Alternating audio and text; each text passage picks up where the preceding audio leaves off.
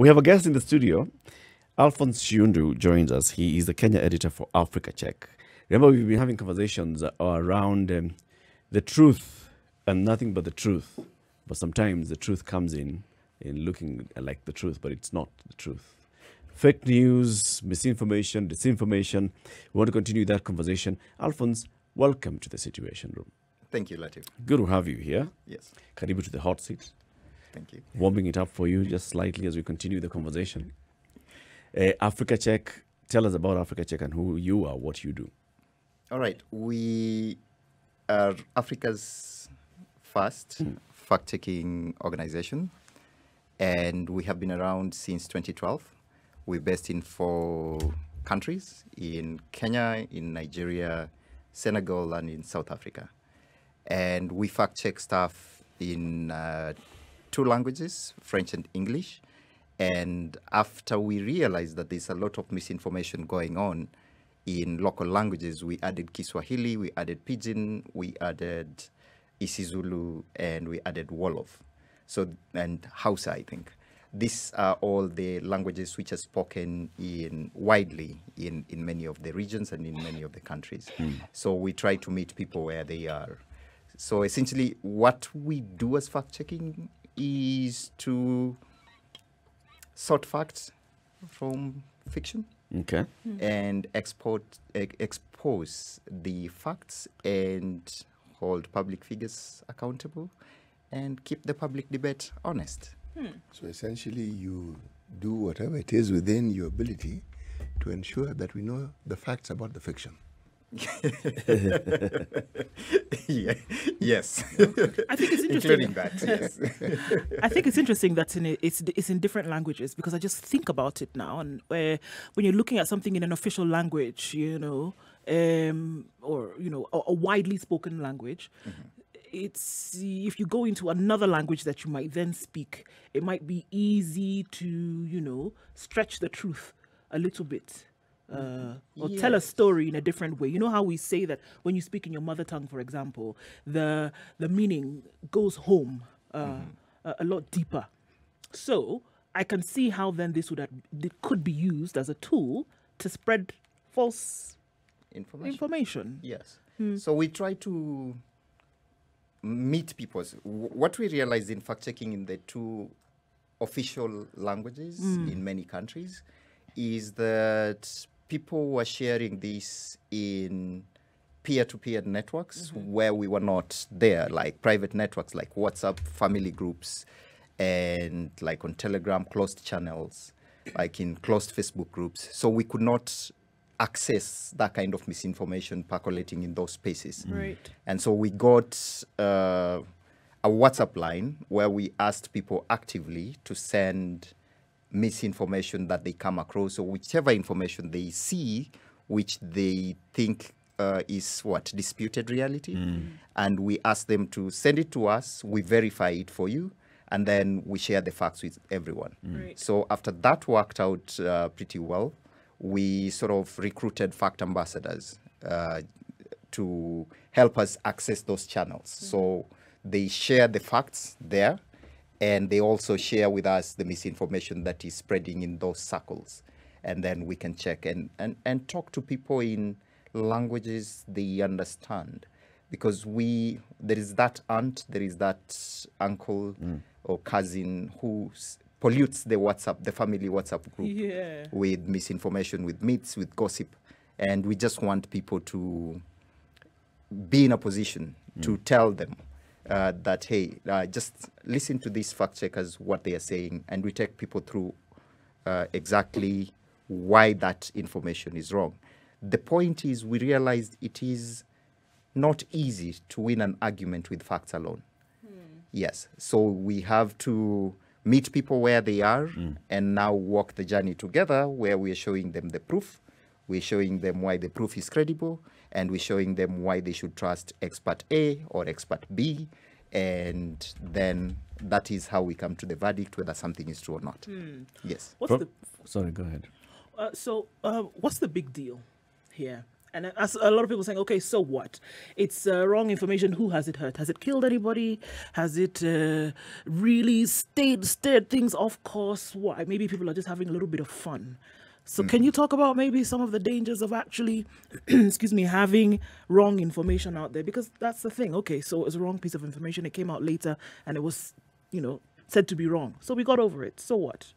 So the first thing I would say is when it comes to misinformation, disinformation, and that whole information pollution ecosystem, we're thinking about real world harm.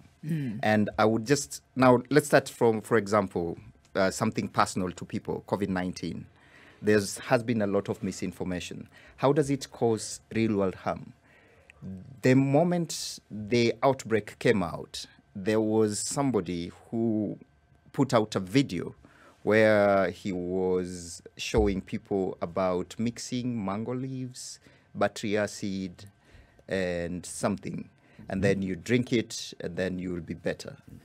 You might think you guys are at this level, where you can access the correct information. But this lands into a WhatsApp group for the family. It's been shared by somebody in the city, and people try it because when you are sick, you're desperate.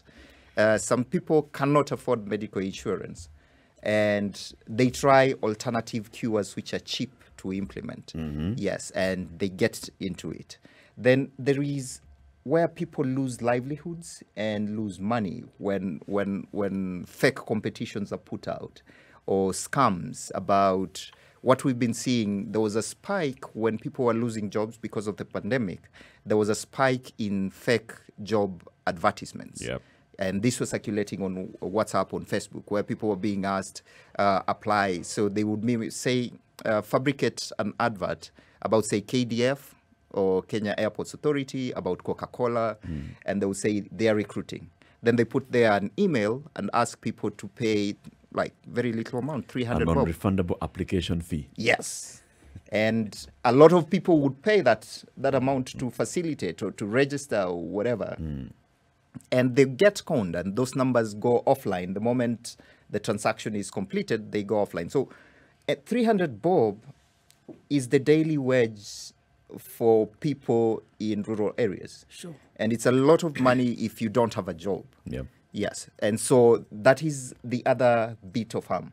And the biggest of all, it's the political misinformation and disinformation, where the political environment is so polluted to an extent that you do not know if you're making the right call. And it's not just about voters deciding who they are picking or how they are going to vote. It's also about the politicians and the public figures deciding if public policy is based on sound evidence or not. Yes, and those are some of the real world dangers that we just face. And when it comes to COVID-19 vaccine, so the vaccine hesitancy and the vaccine refusal that we're seeing, where people are saying, nah, I'm not going to take the vaccine, or this is... We have seen what they're saying about it. So it's very...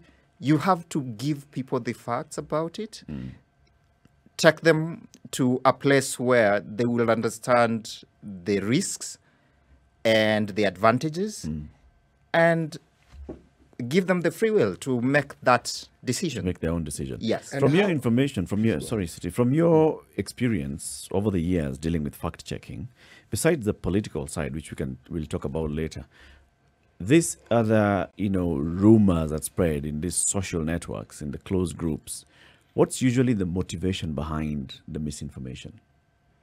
So, what drives people to create and spread the misinformation? So apart from the politics of it, there is the pecuniary aspect where people are chasing money. And there are different ways. So I would put up a fake competition. I would put up a fake advert. I would put up, say, something to harvest numbers from people, and then use that data in my own way.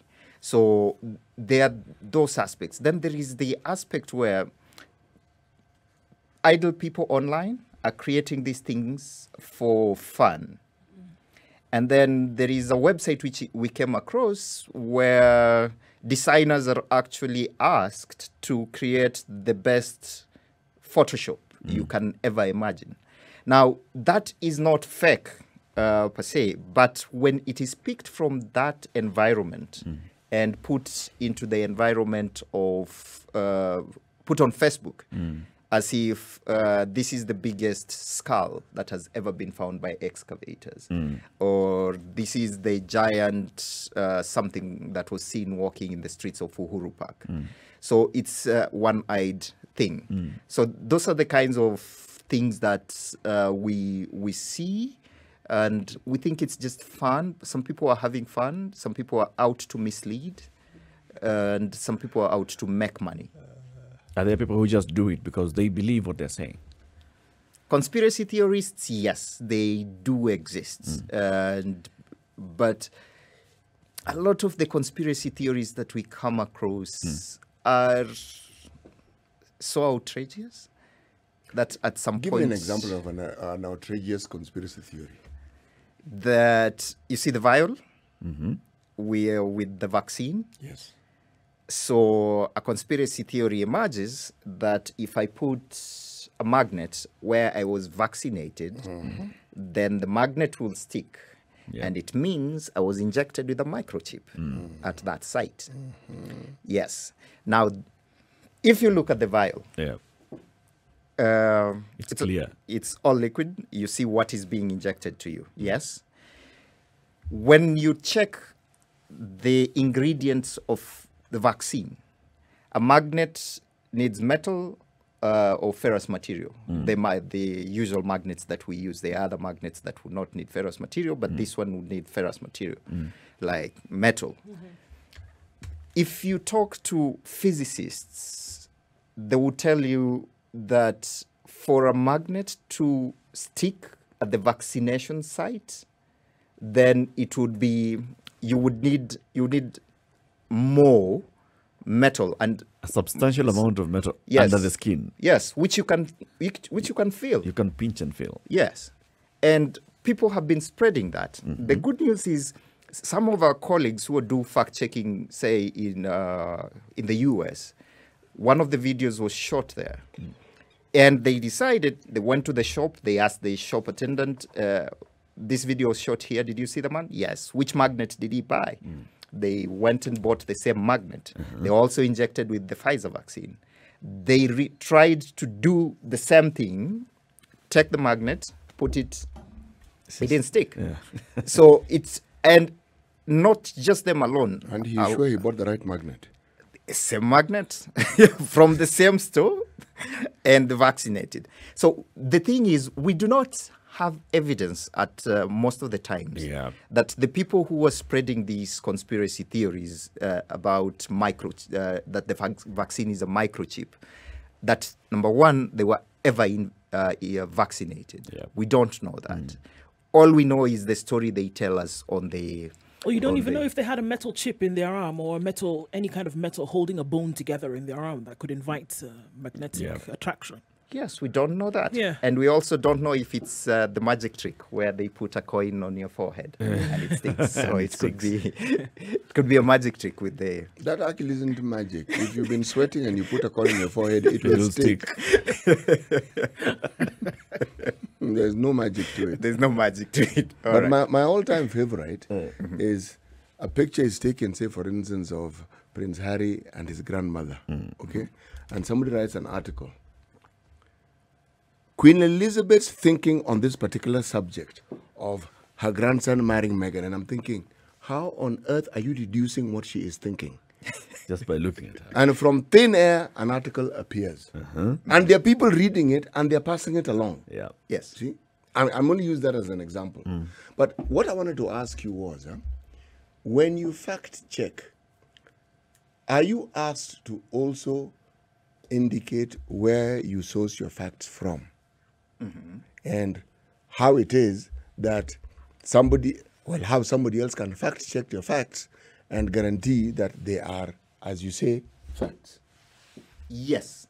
So we have a 5-step process. Yes. that we use, and I think all fact checkers use. So the first thing, if we see a claim circulating online, we ask people, we try to verify if there is footage or where it is coming from. So the first thing we ask, what is the source? Once we get the source of the claim, we try to find information around it. We do not pretend to be experts as fact checkers. So usually if it's something about health misinformation, we call a doctor. We call, if it's about COVID-19, we call a virologist. If it's about the space, we call an astronaut. And then we ask, can you take us through? This is the claim we are trying to check. Can you tell us what's the best source of credible evidence? We do not look for talking heads or just a quote that we can buttress our copy with. We try to have a conversation with them so that they explain it in plain language to us. For example, let me take you through the process that we did quickly about when the Catholic Doctors Association, for example, came out and said vaccination is unnecessary. Vaccine has never been used to control a pandemic or something like that. So we reached out to virologists and epidemiologists. Yes. And they took us through, giving us examples about how that is done. And we do not just stop at their word. We ask them, can you give us more recent research, like the latest research you have read about this issue? Remember, it's COVID-19. Evidence is evolving. So as it's moving around, they link us to experts at the WHO who also explain it to us. And then we come up with all this expert content, and then we ask other experts. That some experts have told us this, and she's a virologist, or this is an epidemiologist, and this is a person from the WHO.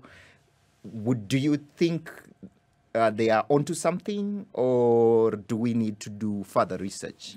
Yes, and then they give us that information.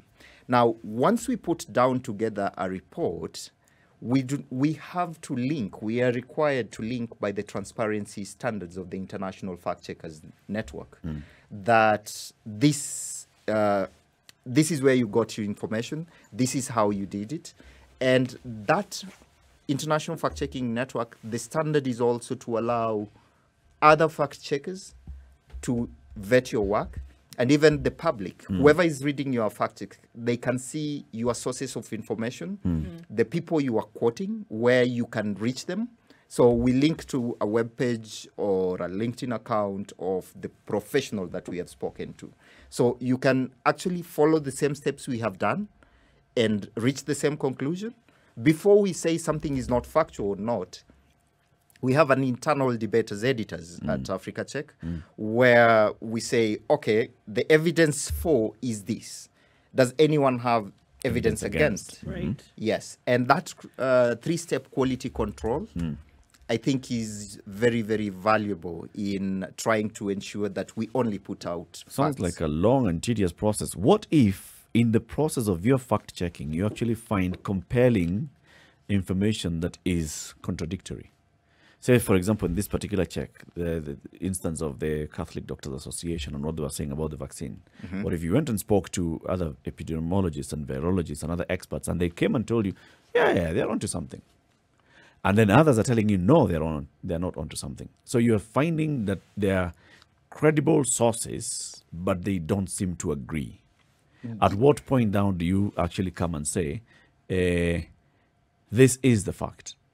Okay. If your own sources also don't seem to be agreeing. If there is no agreement within sources, and we have seen this example about should you wear a mask or should you not? Yep. So during the early periods of the pandemic.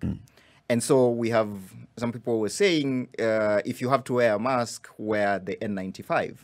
Others are saying just a cloth mask would do, because this is, and then because evidence was evolving at that point, what we did is to put all those aspects about whether mask wearing is good and what kind of masks you should wear, and then alert our readers that, okay, this is the evidence for, this is the evidence against, And we are still talking to experts because this is still evolving.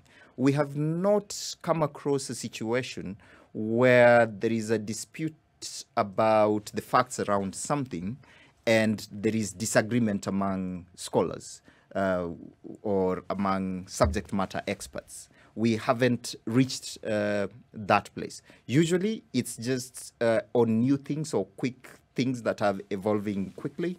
That is where we find disputes. But we do not usually find disputes about matters that have been scientifically studied and settled over a long period of time. You know, you may not get there. By the time this person was saying the earth is round, everybody else in the world was believing that the earth is flat, right? Yes. And if you actually did fact checking at that point, you'd have found very many other experts who would have told you, that guy is completely bonkers. And you see what augmented that argument was that the church supported the view. Yep. Yes. And saying that the earth was round was heresy at that particular point in time. Yep. So when you have other factors or other players who are also influential supporting an idea or a view that in essence is actually not true, then it also lends itself to the belief factor. So more and more people are inclined. It's just like when you give the example of the Catholic Doctors Association. Yes. If you just say Doctors Association, it's neutral. The moment you say Catholic, then there are people who subscribe to that particular faith who, because these people are doctors and because they subscribe by virtue of that particular title, they'll feel they must know. Not many of them will know that, actually being a doctor is not quite it. You need to be a virologist or an epidemiologist to be able to be an expert in this field. They won't. They'll just say, doctor. They know. So, again, we are actually maybe hot-wired to believe things that are just partially true, so long as it is associated with something that we already find to be credible. Your deduction is actually right, because the way people consume misinformation from public figures, a lot of it is based on their official title. Just because it's official, for many of them, makes it true. And that is one of the things that we are struggling with. If you see, say, a president who told his people that, guys, for COVID-19, it's just fat. Cover yourself with a blanket, with hot steam, breathe it in, put some herbs in, you'll be fine. So that coming from me is not a big deal. But when it's coming from a president, a lot of people tend to believe it, especially if the way we consume information and the way people understand information in Africa, a lot of them is about experience. So if I say it happened to me and this is what I did, many people would go and buy, what are those drugs people were buying and self-medicating for COVID-19? Yes. Hydroxychloroquine. Yes. Did very well. And you're thinking, guys, a prescription is personal. I cannot come with a prescription and say this is for Ndu and Latif and you guys. These are the drugs that will work for you if you ever get COVID-19. It doesn't work like that. A doctor has to do an assessment. Yeah.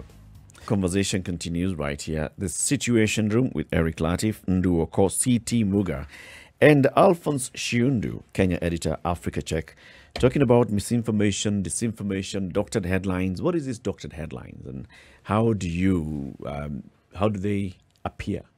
Where do they come from? Examples, for example. So, for instance, when we are talking about doctored headlines, we just think of it as a fabricated headline, or sometimes it's just a manipulated, legit front page, where some elements have been changed to achieve whichever political or business goals.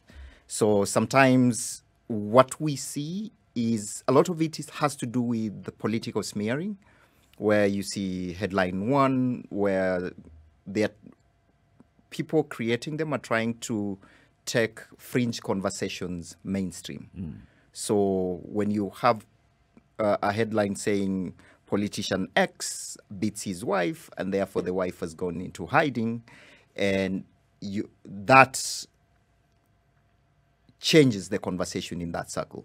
One of the most viral and the most recent headlines that we have seen is the one which said an assistant minister warns rogue lawyer. and it had doctored picture of the deputy president, William Ruto, black and white, when he was younger. It was put on the front page of an old Standard newspaper, and it was circulating. The rogue lawyer mentioned here was the current Chief Justice, Martha Koome. And so it was put out on the day that Martha Koome was announced as the nominee by the JSC. So, and a lot of people, including people who should know, picked it, tweeted it, shared it on WhatsApp, and made judgment calls about it. It took like 2 minutes for somebody online to realize that there is an advert there for a school which was announcing results of KCPE and celebrating results of KCPE in, I think, 92, thereabouts. Yet this is supposed to be a 1999 article. And it doesn't usually happen like that. Then there were elements. So the Standard never published that. So if you had checked the dates clearly, you would see there were discrepancies. The newspaper was for 1999, but the date was, the content was pre-1999. Right. And that was, it was all wrong, but you would not believe about how many people do not do that extra legwork to just see, okay, is this true or is this not true? And it was circulating a lot, and some editors, thankfully, they sent it to us, and they were asking, is this legit? And then when you point out those elements, you don't even need to call the Standard and ask to speak to the archivist or the librarian to give you the exact newspaper for that day. All you need to do is a little bit of critical thinking on, would this happen on this day? Was he an assistant minister on the day that he's supposed to have said that issue? What were they arguing about? Usually when it comes to fake front pages, there are elements which are the only visible thing is the headline. Every other thing, it's very difficult to read. It's very, very fine print. The other recent example is when we exported these manufactured, fabricated headlines into the Daily Mail. Around when Kenyans were busy camping on the IMF pages about the debt situation. An IMF, there was a headline in the Daily Mail that said the Daily Mail had reported about the Kenyans' onslaught on the IMF. When you check the story, all you need to do is pick the text of the story and dump it on Google, the headline. And then you realize there's nothing like that on the front page. What the biggest tips or the quickest tips that we can give people is, most of these media houses in the world are online, have social media platforms. They do tweet front pages of the day, every day. So just check their social media handles and check if you can see, if you're a consumer of newspaper, check to see if the font tallies with what you know. What we have realized since 2017, when we saw the first fake headline, political headline associated with elections, with the one that said Otoma, who was then vying as the governor for Busia, had defected to Jubilee on the day of ODM nominations. So when we saw that headline, to date, what we are seeing is the people fabricating headlines do not care that they will be found out. They actually know that they will be found out. But they But by also the time they're know... found out, Yes. It's the too news late. will The have damage spread. has been done. Yes. Like in the Otoma case, I mean, it's in the morning of the ODM nominations, and then somebody has gone and even printed this particular looking like a paper, and they're distributing it. So Yes. people believe, okay, hata gazeti leo inasema Otoma sio hayuko ODM. Yes. So you go ahead and vote something different. In that particular one, you can see the motivation clearly is to get a certain outcome. Yes. And it's a deliberate misinformation and disinformation by autonomous competition. In these others, is it just people wanting to have fun, just sitting back and saying, let's see how far this will go. Let's create a headline and post it on the Daily Mail against the Daily Mail backdrop and see whether, what would be the motivation for all this? Because sometimes you wonder, why would somebody go to such great lengths? And at what point had they actually thought about this and they waited for the JSC to announce the nominee before then they released it, or was it a spur of the moment JSC? So okay, Are you imputing that there's some people who are given to mischief, and they will look for And they just look for any anything. opportunity to just sort of like see, okay, let's set this cat among the pigeons, Yes. and how it And see what will flows. happen. But significantly, I was looking at the headline of the Daily Nation, collapse of the tyranny of numbers. Now, you see, when I thought about this, I actually wrote an article on this a while back, and I was debunking it and saying that this is actually, if you just basic facts that are available from the census and from the data that we have, it is not true. But the reason why it resonates is because if somebody starts the argument from talking about populations, this community has this population, this other community has this population, you do the math, without considering salient facts about an election. And that is, that entire population doesn't vote. There's only a fraction of that population that will vote, and also to vote, people need to have registered. So you may even be popular, but your voting population aren't registered, so they won't vote. So these are details. Now, the subtlety of such issues, you asked about the deliberate nature of some of these things. Now, in a political sense, this is deliberate. This is to set someone's mind the people's mind along a certain path so that an outcome is then acceptable. Because you've already said, and if you look at the facts without looking at the details, the facts that are presented to you, you'll say, it actually makes sense, and it does. But the details of the facts may not necessarily support that particular view. Because again, with that assertion, you're assuming that everyone who represents people in that community voted, everyone. And we know very well that doesn't happen. Yes. Even if they could vote. And that not everyone will vote in the direction that you're suggesting they voted. Because again, that doesn't happen. But you see now, those are the details that are often lost.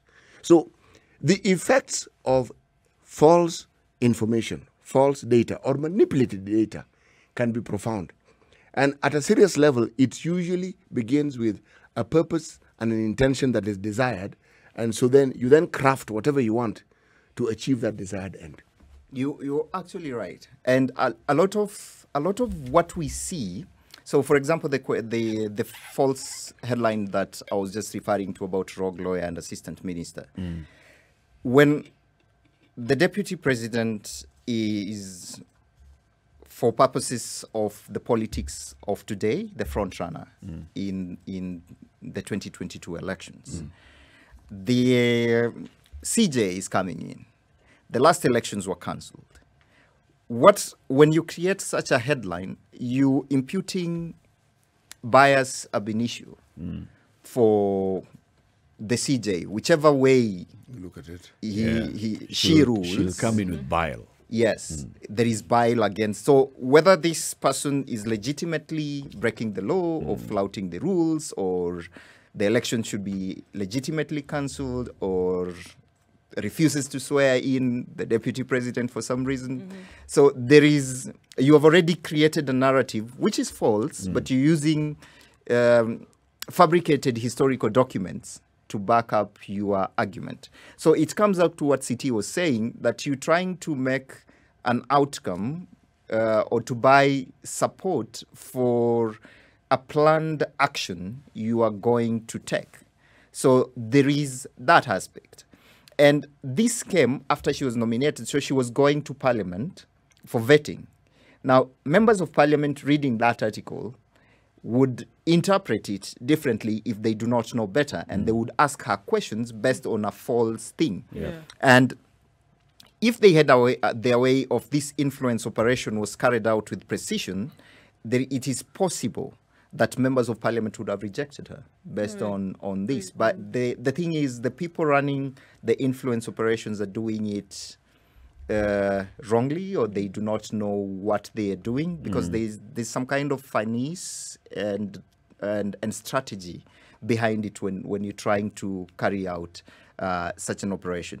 And you have to be sure that fact checkers will always be in a position to quickly track this false information, the politics of it, and expose it. There are very many cases where you'll find that even for you as fact checkers, then you're also not getting yourselves involved in some dirty games. For example, what CT is talking about, the political narrative.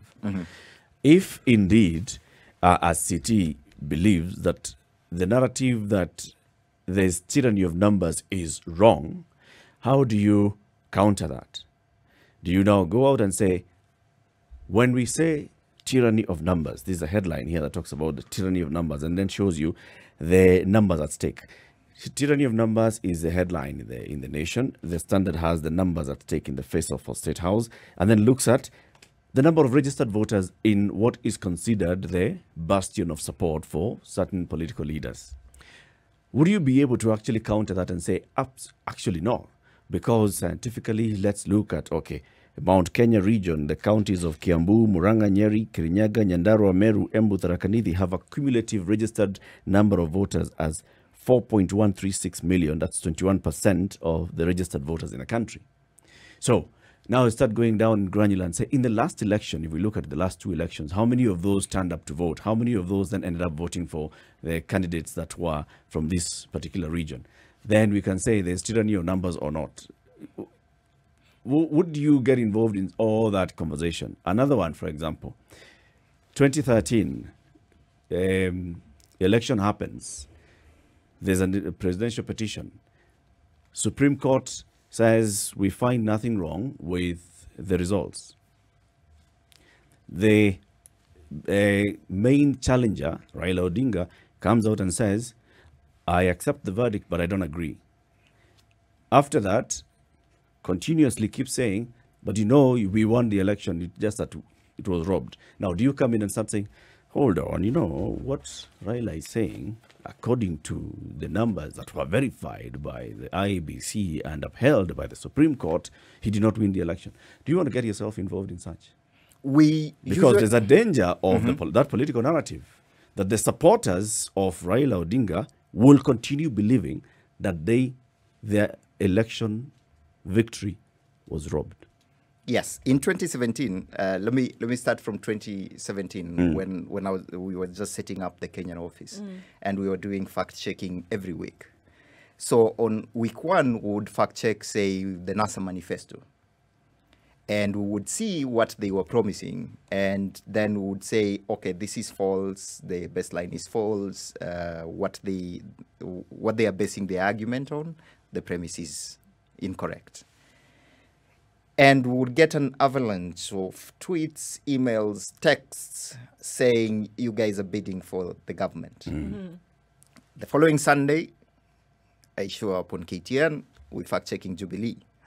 We say what is false, what's not, what's... And that seesaw kept on coming. So NASA would celebrate when we fact-check the government and find it correct. The government will celebrate when we fact-check NASA, and they would spread our fact-checks like far and wide within their circles and their community of supporters. So we would see that. And what you're asking about the political narrative is we try to be non-partisan, sorry. We try to be non-partisan in the way we fact-check stuff. Yes, so that we do not just decide, okay, we'll be fact-checking the government because it's the government in power and they have more accountability and stuff like that. We also have to check the opposition because it's the government in waiting.